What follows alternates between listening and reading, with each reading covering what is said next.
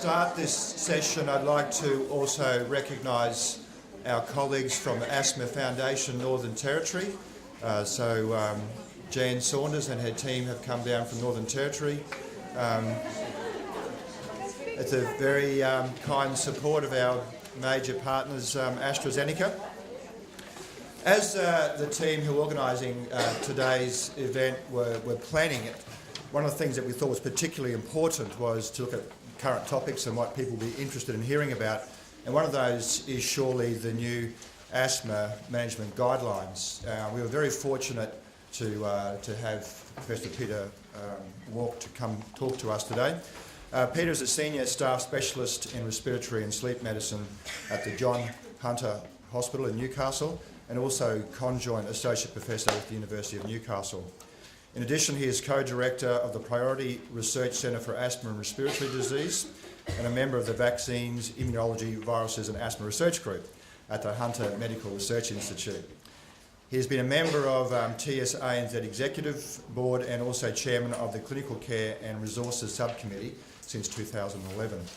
His research interests are in the area of infection and the impact that this has on inflammatory airway disease, with particular interest in viral respiratory infections. His group has developed expertise in identifying respiratory viruses and airway secretions and developing an in vitro cell culture model of the airway epithelium that we use to model the effect of infection and inflammation. Peter Wark is also chairperson of the Hunter New England Local Hospital Network Respiratory Stream and responsible for the provision of respiratory services throughout the Hunter New England area with a population of 840,000. Please join me in welcoming Professor Peter Wark.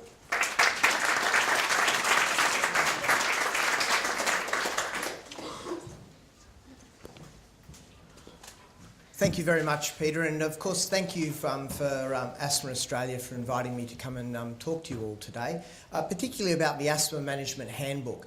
So I'm sure you're all aware of the handbook. For many years this has really been almost the de facto guideline, really a bit of a metamorphosis between a guideline and a textbook that we've used for a number of years. We've taken the novel step of moving from a book to an online resource. That would seem to be easier. It certainly seemed easier 3.5 years ago than what it turned out to be. And I'm hoping we're nearly there. So you can see down the bottom there it says version 1.0. I dare say, well, every time I give this presentation I'm aware that it needs to be updated and there's already errata, etc. But that's the whole idea. This should be easier for us to update and to keep current. And finally, of course, the Asthma Management Handbook is always centred around getting this information in a practical way out there to people at the coalface. So primary care is what we say, and that's really where it's aimed at, to try and get out to the practitioners that are looking after the patients with asthma. And hopefully, by moving to this new format, we're going to be able to do that a little bit better, a little bit more effectively, and a little bit quicker.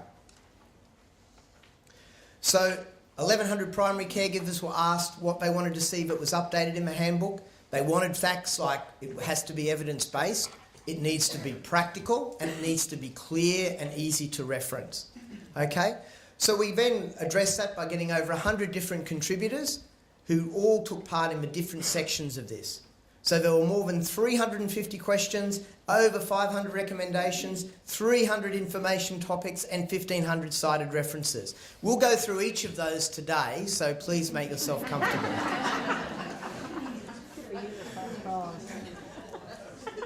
If you go to the AstraZeneca stand, the quick reference guide is available, and you'll be very pleased to know that the algorithms and things that I flash up there and you can't read today, you can have a look at in more depth and be able to, and will be legible for you. Look, we coalesced a whole lot of information here. There are some things we spent a lot more time on which we felt were topical and needed adapting, and I'm very, very briefly going to try and highlight some of those areas for you today. Okay, so this is my foray into Alt-Tab, I think I was told to do. Where is that, of course? Okay. All right. So I've now abandoned my PowerPoint presentation and we are online. Let's see what happens and whether anybody will be able to give a presentation after me today. So if you want to find it, just go to Google or whatever you want to use. I don't get paid by Google to say that. And look for Asthma Management Handbook. It'll take you to the NAC website and go down to the little logo and for the Asthma Management Handbook and click on that, and there you have it. And this is what it looks like. Now, if I get my mouse up here, we've got components here. We've got diagnosis, and it's split for adults and children. We've got management, again looking at things like adults, children, but also the really important things like adherence, inhaler device technique, some of which will take you somewhere else, such as resources that already exist, particularly in terms of how to use inhalers, the how-to videos that both Asthma Australia and NAC have, etc., etc. We have a section on acute asthma, which I'll briefly talk about because we've spent a little bit more time on that this time around. There's some important clinical issues that we thought would be important as well. And we've also highlighted a number of populations which, again, we think are not being dealt with as effectively as they should. Adolescents and young adults, a very, very difficult group, and you've heard that already Asthma Australia is developing some further resources in that area. Pregnant women. This is really an area that's come under a lot more attention recently, and an area where under-treatment has been an absolute disaster. So poor treatment probably leads to poor outcomes and more kids with asthma, as you've already heard from Nathan today. We've got some things on prevention here and some general things that will take you to resources. So I'm not going to go through all of that for you, but if we want to ask a question, then you perhaps can go down and look at it in that way. If you've got a question in regard to management for adults, again, that projects okay, doesn't it? Okay, you've got a general sheet, and then down here on the left-hand side, you've got a whole series of things. If you wanted to define difficult asthma, not that you need to now because Joe's already outlined that very nicely for you, exactly what she said earlier today. These are the sorts of factors and the recommendations that one might see. If you wanted to look at things like reviewing asthma, it will take you to different reviews, which are, of course, as you know, already targeted for primary care physicians.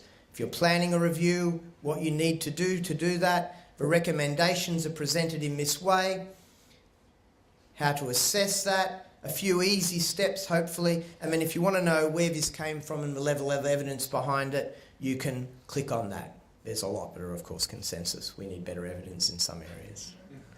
Okay, now if you don't want to go through and look for things that way, you can go to the search engine.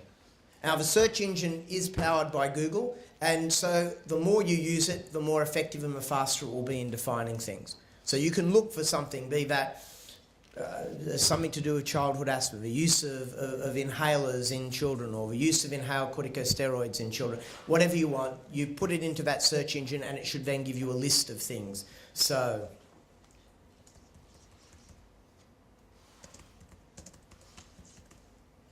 hope this yields something.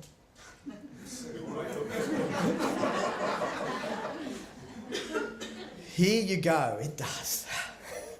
Okay, prenatal strategies for prevention of asthma in children, let's say, and that will take you to something. And there's a recommendation here. Some of these things will take you to sites that are external, obviously, and everything's referenced. Okay, now can I get back to my PowerPoint presentation? Yes. As I mentioned, some relief. The quick reference guide is at the Astra stand. So grab as many copies as, well, you better not grab too many copies there, but grab whatever copies they've got. And that's got the main algorithms that go through very quickly. But we no longer have the weighty tome. We want an online resource that you can use. So go and power up your computers at your desk and bookmark it. Okay, so look, I'll just talk about some of the features that have changed and that are a little bit different. Nothing particularly stunning that you probably don't already know about, given that you're all working in the asthma field anyway. This is all well-trodden paths. And, you know, a lot of the exciting stuff that's happening is in this field of more difficult asthma, etc. But I really want you to think back to Joe Douglas's presentation particularly. You know, what kills people with asthma? Well, it's not so much the severity of the illness, let's say, but rather a failure in process. You know, they don't seek help. They aren't using their preventer, or they're not using it effectively. These are the things that we can make a big difference from. You do not have to have severe or difficult asthma to die from it, but you do have to have poor control of your asthma to die from it.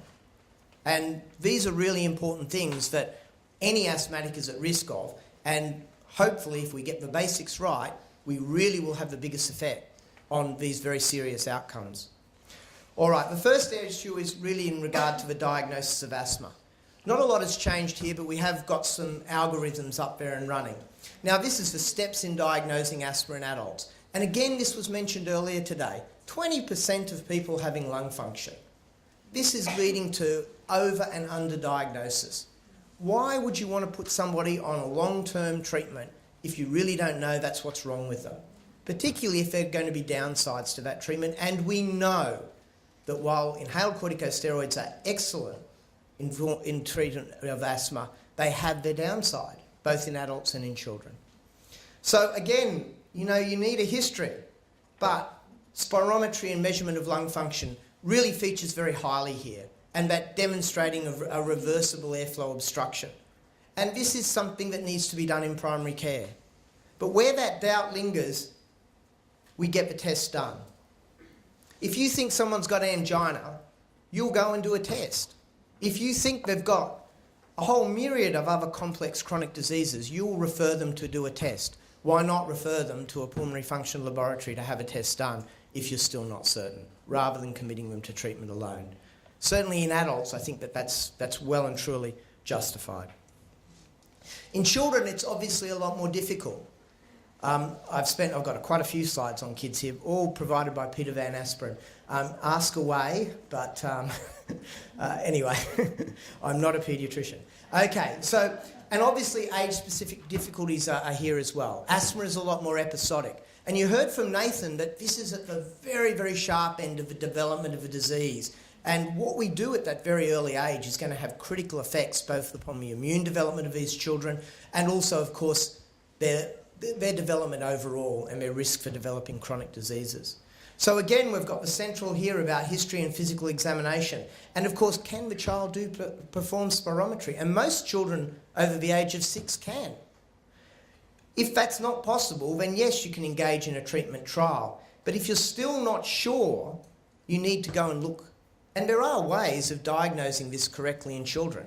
And before you commit children to treatments such as very high-dose inhaled corticosteroids, or for that matter, ICS and LABA, you really need to think about referral and getting appropriate tests done where that's appropriate. Again, the algorithms hopefully are nice and easy to follow, nice and clear, nothing new there. There's a whole list of things that, of course, could confuse the issue in kids, much harder really than in adults. And it really makes this whole concept about making an accurate diagnosis and being sure of what you're doing when you commit someone to chronic treatment to be really very important. There's different things that one can look at in terms of likelihood in children again, a whole series of lists there with history, etc. But again, where you're really ramping up the treatment and the cost is starting to accumulate, particularly with high-dose inhaled steroids, I think you've got to go back to asking that question that Joe talked about earlier. Is this asthma? And really defining that well. Okay, so management. Management in asthma of adults. We've heard again, we've got some very effective treatments for this. The problem is getting from the guidelines out to the coalface and getting the patients to take it.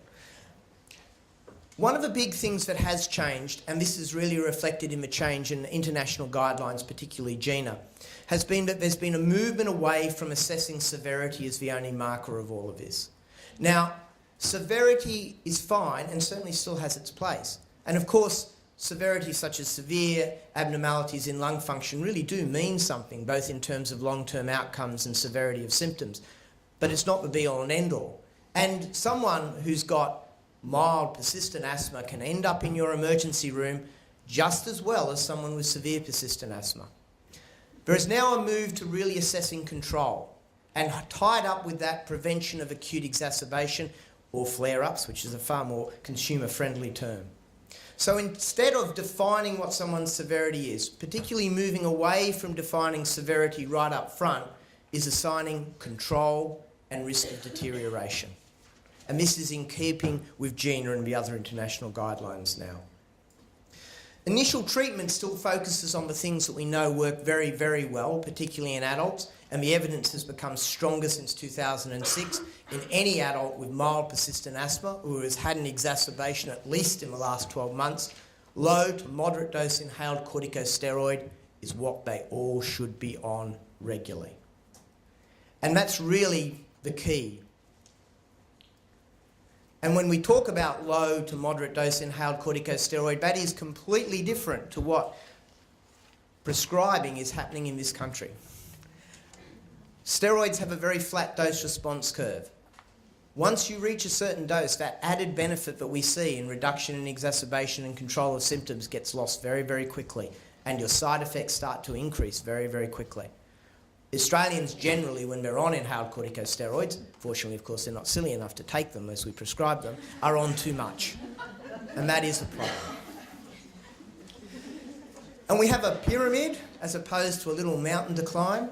And you've got to climb the pyramid and hopefully you can climb down the pyramid again. We've got different things. All patients should be using a short-acting beta-agonist to relieve symptoms when they need to.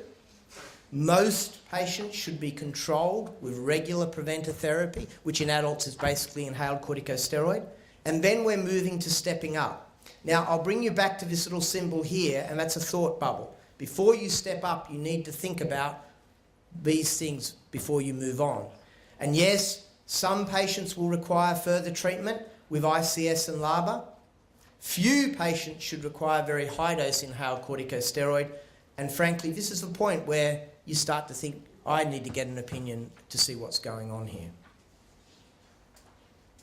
So before stepping up, you've got this symbol, and this is the same on the children's algorithm as well. Ask those questions. These are exactly the same questions that Joe presented in the difficult asthma clinic. These are the exact same questions you should be asking in a difficult asthma clinic and in a primary care practice. Are these symptoms due to asthma? What's making the asthma worse? Is the patient compliant with the therapy that you have prescribed, and can and are they taking it correctly? And before you start ramping up the treatment and prescribing more, you've got to get the basics right. And that's there to think about every time before that increase in treatment is made. Compliance, compliance, compliance. Any chronic disease, this is a major problem. It is no different in asthma, diabetes, or hypertension. It doesn't really matter, probably, even if it's in difficult asthma. Assessing compliance is really key. There's lots of reasons, and I won't go into those. Joe already defined those very, very nicely. Don't be afraid to ask if your patients are taking the medications. The thing you've really got to think about doing is approach this in a very non-judgmental way. How many people in this room complete a course of antibiotics that they are prescribed? Lots of glass houses, we shouldn't be throwing stones. All right, ask these questions. How many people do, how do you take your medications? Gee, it's hard to remember to take an inhaler at night time. Do you often forget to take your inhaler at night time? But really, it's the norm that people are not going to be doing this regularly. People ramp up and decrease their treatment, and for some of them, this is an important problem in causing poor control of their asthma. Again, those questions are there to consider and to ask in your consultations. And control, assessing control. Someone comes into your room, they sit down. How are you? Good, doc. Great. See you later. It's not enough. You've got to ask the questions. And again, this is just adapted from Gina, asking those questions about good control, partial control, poor control. And when we sample patients with asthma, we know that less than 25% of them, in fact, get good control despite regular treatment or being prescribed regular treatment. Ask some questions like the asthma control test, or for that matter, the ACQ. These are easy, quick to fill out, maybe even could be done before they walk in there and see you. And really that tells you how well they are controlled. Remember, control for your patient is, yeah, my asthma is really well controlled. Every time I get wheezy, which is 2 or 3 times a day, I reach for my reliever and it controls my symptoms. The fact I do that 4 or 5 times a week and it wakes me from sleep, that's not what you asked. So perception is often different. Ask the questions and you'll find out what that control is. Control, of course, predicts poor quality of life and exacerbation risk. It's really important. probably as important as measuring their spirometry. All right, in children it gets a little bit more complicated because I just look at this from, well, I've got 2 children with asthma, so I guess that helps. But so don't ask me too many difficult questions on this. Okay, making a diagnosis of asthma in children is far more difficult. That's because the whole process is happening before our eyes, probably. Well, apart from the prenatal sort of stuff. Some of these kids will go on and have a lot of difficulties. And some of this is really an active pathogenic process going on now. And gee, we've got to understand this better and we've really got to get this right, because at the moment we probably aren't. There is a lot more episodic disease here which never affects the kids in between times. Infrequent intermittent asthma, frequent intermittent asthma. Much of this, of course, in that age group under the age of 6 is being driven by viral respiratory tract infections. Some of those kids will go on and develop asthma. Allergic sensitisation plays a very key role here, but alone and for the child sitting in front of you, that's not going to necessarily predict that group. However, a very small number of these children will go on and develop what is being regarded as persistent asthma. And this is the group that do need more regular treatment. And again, we've got here mild, moderate and severe categories, but I won't go into in a great deal of detail. So we've got these episodic wheezers. A lot of them are due to viruses, and this is the group that probably benefit least from inhaled corticosteroids on a regular basis. It's a bit more complex when they start to get multiple triggers of this, though viruses are such an important one, particularly for the severe triggers. And the definition over the age of 6 starts to move a little bit firmer towards what we see with adults, of course. But again, just draw to your attention that once you start making a diagnosis of asthma, it's these control symptoms and things like lung function, and that's exactly the same as what you're seeing in the adult algorithms as well. So treatment is, of course, still an evolving field in children, and this is a lot more complex. While inhaled corticosteroids are recommended for everybody with mild persistent asthma who's an adult, this is clearly a lot more difficult. In those aged 0 to 12, making a diagnosis of asthma is not at all easy. And for those who have any more than an intermittent difficulty, really the recommendation is to get them along to see a paediatrician. Once you get a bit older than 12 months, things perhaps get a little bit easier. Well, and the problem starts to become a little bit more coalesced. But for viral-induced wheeze and intermittent, the regular use of preventers is not recommended. Again, there's no surprises there. But those with more persistent treatment, earlier use of treatment and a step before we start moving into inhaled corticosteroids is clearly where things are still at. So things like sodium chromoglycate and nitochromol are there, not the greatest of agents, and they have difficulties particularly in administration, but they're a step before regular inhaled corticosteroid use. They remain there because the trials for montelukast haven't been done in this age group, of course. But once you get over the age of 2, then that changes. And certainly my paediatric colleagues are recommending then for those frequent intermittent episodes to start trialling them with leukotriene receptor antagonists and then moving on to regular inhaled corticosteroids. So things are a little bit more complicated. Makes you happy you're an adult physician and not a paediatrician. But again, for those of you who have to deal with this, there are the guidelines, a nice little summary table that you can find when you go looking for the for things in the Asthma Management Handbook. But as I said, the definitions of level of control for those with persistent symptoms are exactly the same. And the objectives of treatment, therefore, should also be the same, be that a child or be that an adult. And again, inhaled corticosteroids and levels of inhaled corticosteroids.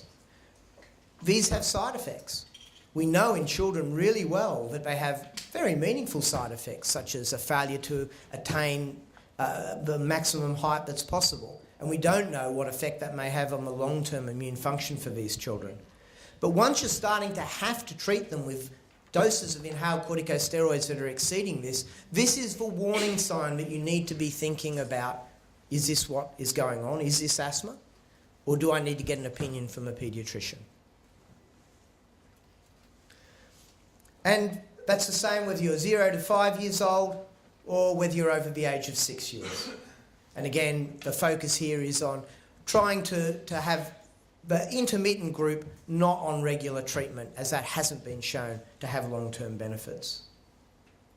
Again, the same stepped approach. The differences here are that only some children are probably going to need to have regular treatment, be that with a leukotriene receptor antagonist or an inhaled corticosteroid, unless they go on and develop persistent symptoms. And at that point, almost all of those children should be well controlled on inhaled corticosteroid alone. Now, stepping up is unusual, and the evidence starts to become very, very shaky indeed. And so the use of combination inhalers, ICS and LABA in children, is not at all well defined. And that in itself is probably a trigger to get a referral. So the main practice points in kids: important differences in the approach to diagnosis in children and adults, that's still the case. That group, 0 to 5, fraught with the possibility of misdiagnosis. There's still the stepwise and age-specific guidance as to what you should do, and particularly in those younger kids, there's a stop and a point to think about before one engages in long-term inhaled corticosteroid use. And certainly in those intermittent wheezers, you've got some steps that you can still do before you put them on regular inhaled corticosteroid, and that's with leukotriene receptor antagonists, plus or minus for chromones. But in those with persistent symptoms, the use of inhaled corticosteroids remains the first line. But moving above that to combination agents really needs to be considered as to what's going on here and whether we should be getting another opinion. So the other area that has undergone some change is the acute chapter. As there have been less and less hospital admissions with asthma, that means that less and less of us are seeing acute asthma, and I think that reinforces the importance that we get this right.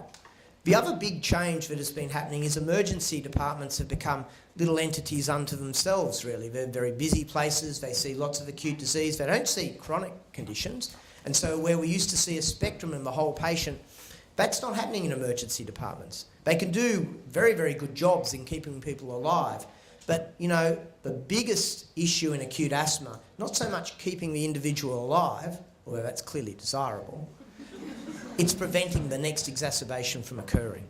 And this is really the critical time, and these are the critical patients that we want to identify. The other thing is that be you an emergency physician, you are still going to be at the coalface and the primary carer for asthma. But of course, there are lots and lots of hospitals out there run by GPs and nurses, particularly in rural areas, that have got to deal with this problem as well, and they're not seeing it as often. So we've tried to make this important and relevant for all those people rather than just in primary care alone. Acute asthma remains a problem. In fact, it's an increasing problem if you're over the age of 65. It's increasing if you're an Indigenous Australian as well. It's linked to things like viral infection, and it's associated with poor socioeconomic class. And this is data that was shown earlier from ACAM. Yes, particularly just before the turn of the century, we saw with the introduction of inhaled corticosteroids a reduction in asthma admissions, be that in the 0 to 14 age group or the 15 plus age group, compared to all-cause admission, which we've seen steadily go up, of course, in all causes over the age of 15, mostly chronic disease and older patients, of course. But it's plateaued. We haven't really prevented much more. We've probably had a 50% reduction from the late 1980s in asthma deaths, but again, that is all plateaued. And those difficult groups, particularly the elderly group, we aren't seeing those same improvements. So acute asthma remains an important problem. We wanted to address the management of all acute asthma, as I said, both children and adults, and encompass both primary care and non-specialist hospital care as well. And we've got some algorithms. Again, I don't know how well these are going to project across for you, so have a look at the quick reference guide afterwards. But this is meant to be a very dynamic thing. Acute asthma is a very dynamic process, and it's easy to lose that in a two-dimensional algorithm, which is very staid. But please note here, immediately, we have classified people really with an emphasis on severity because we want to get that right acutely. We've classed people in having mild to moderate asthma and lumped them together. we've got people with severe asthma, and then we've got the group with life-threatening asthma. Now, the mild to moderate group, I mean, that starts to overlap with an exacerbation that someone could treat by themselves. It's certainly the group that might end up going home from the emergency room, whereas the severe and the life-threatening group, it's a far more serious consequence. But it's all about immediate treatment. And we're trying to get the algorithms to focus on getting things in there quickly, giving them oxygen where that's appropriate and at an appropriate level, and giving them short-acting beta agonists quickly and appropriately. We do recommend the use of metered-dose inhaler and spacer for severe and mild and moderate exacerbations, but for life-threatening asthma, we're recommending continuous nebulization generally as the first step, and then moving to puffer and spacer as soon as we can. And we've got red boxes, and red is bad, and hopefully to try and get you to be aware of that, and to get the senior people involved if someone really does have life-threatening asthma, and to start thinking about what's going to happen, and they could deteriorate. And then within minutes, we want people reassessed, and reassessed appropriately and quickly. Continuing bronchodilator and giving enough bronchodilator is critically important for acute asthma. And starting to think about add-on therapy then. So nebulized or inhaled ipratropium still gets there. We talk about the use of intravenous magnesium, and then that's pretty much where the evidence is at the moment. The use of corticosteroids, particularly oral corticosteroids, is clearly very, very important, but it features within the first hour. It's not one of those steps we have as a resuscitation point. And then we move on to things becoming a bit more settled. We do try and focus on getting some severity here. We're advocating the use of spirometry if for no other reason to measure an FEV1 alone, rather than trying to get an FVC done. So we've got some objective measure when the patient is well enough, but certainly before the patient is discharged from the emergency department. But the other thing I really will add to just at the end is we've got a post-acute care box here. Yeah, it's all well and good that this is happening and this is a crisis, but how are we going to prevent the next crisis occurring? And I'll talk briefly about that at the end. And look, things are not terribly different if we look at the children's algorithm. The doses are clearly different, and that's why we've got separate algorithms for adults and children, but the process is still the same. The mild, moderate, severe, life-threatening, and identifying these children with appropriate investigations and quick, rapid clinical signs. And again, reassessing severity, emphasis on the acute use of short-acting beta agonists. Add-on therapies are not terribly different. And reassessing and deciding on admission or discharge, etc. The same sort of process that we've got in adults, a little bit more tailored, hopefully, for the paediatric the child who's presenting. So this is a bit of a move away. Different guidelines have different ways of classifying asthma, and there's pluses and minuses in doing this. We've clearly emphasised the severe end of the spectrum because we want to make sure that interventions occur there quickly and appropriately. As I said, the mild and moderate group are potentially a group who will go home from hospital, and we want people to be confident in knowing that patients are sitting into that category and not in the severe category where that may not be safe to do. We have done this in collaboration with the Australian College of Emergency Physicians as well, and very reasonably they wanted a separate life-threatening algorithm, which is not in the quick reference guide, but is available online. And that's really to have in your resuscitation area to identify that group. That's for both adults and children, and it identifies those key messages and those key things to really get treatment started and to identify these patients quickly and appropriately.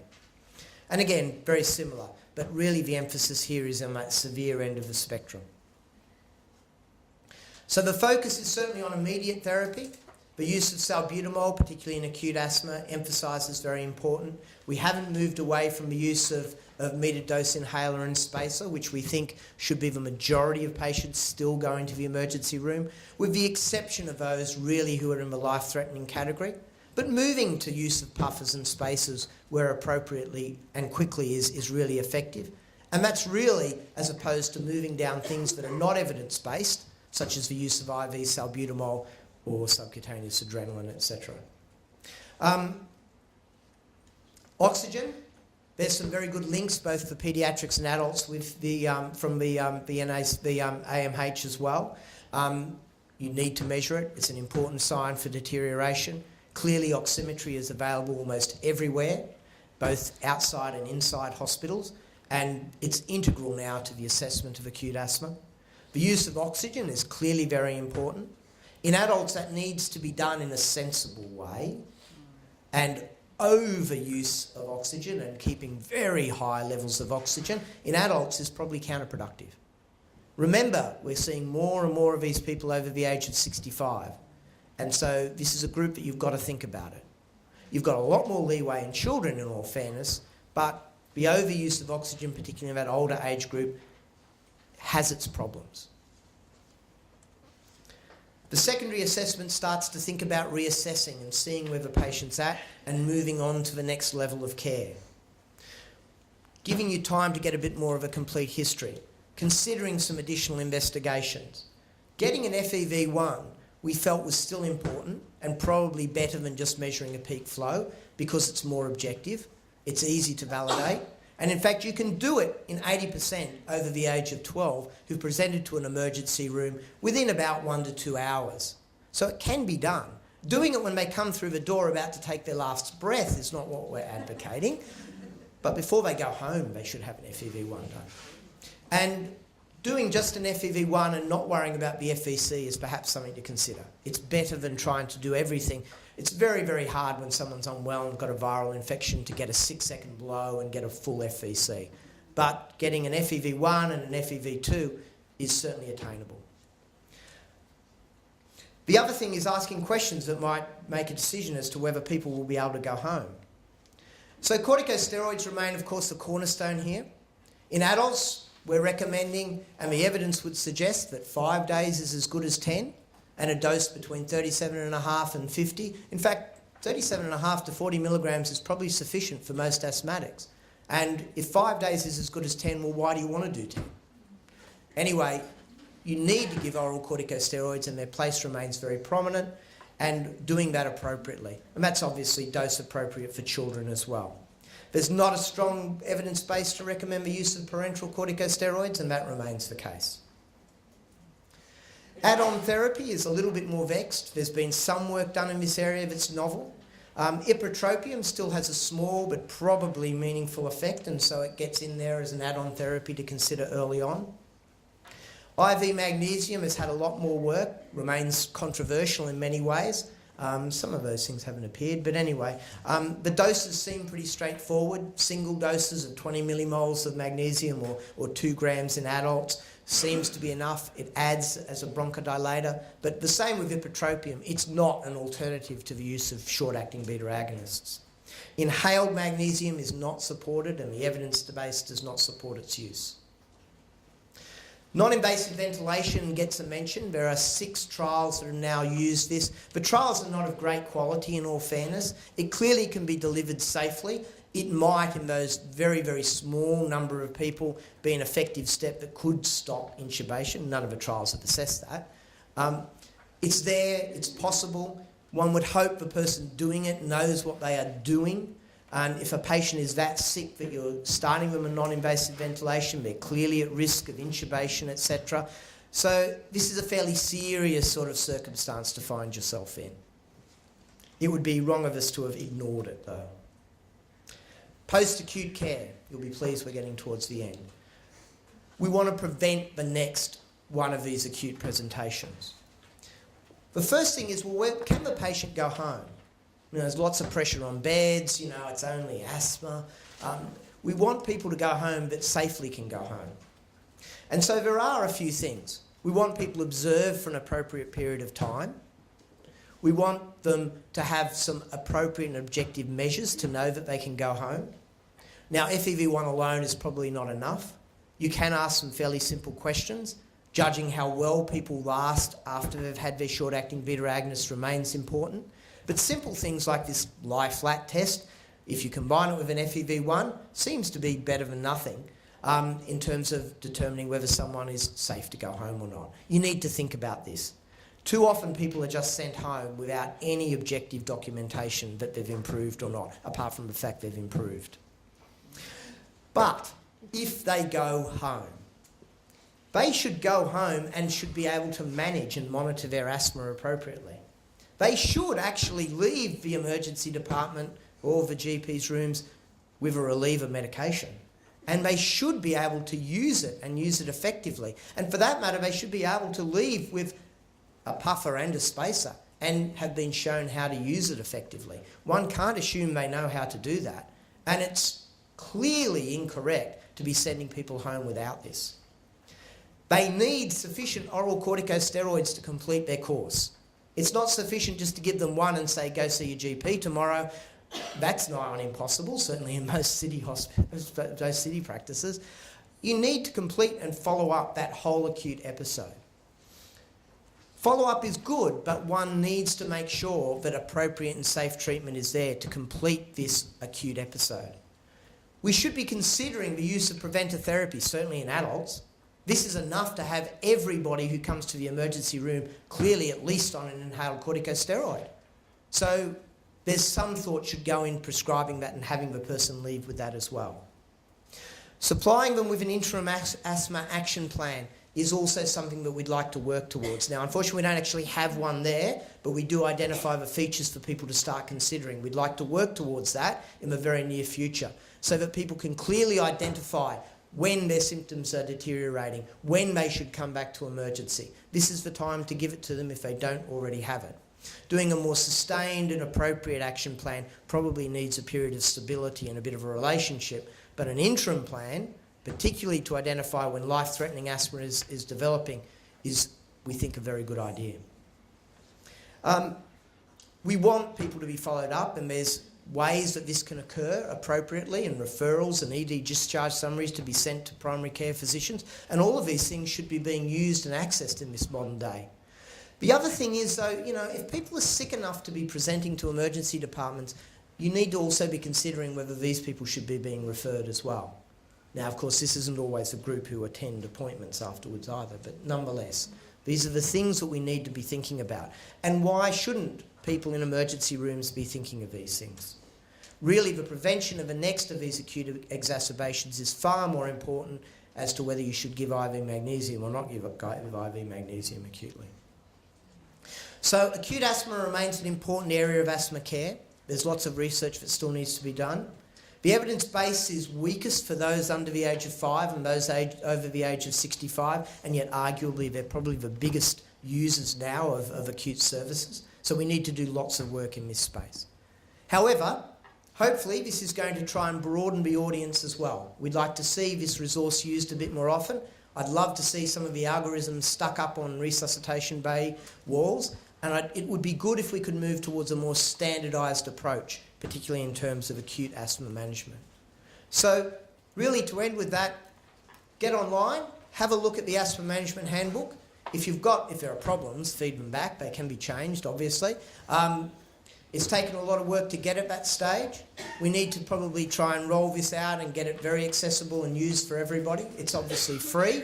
It's a great resource, hopefully, that people will be able to use, and hopefully people will find it helpful to use. Thank you very much.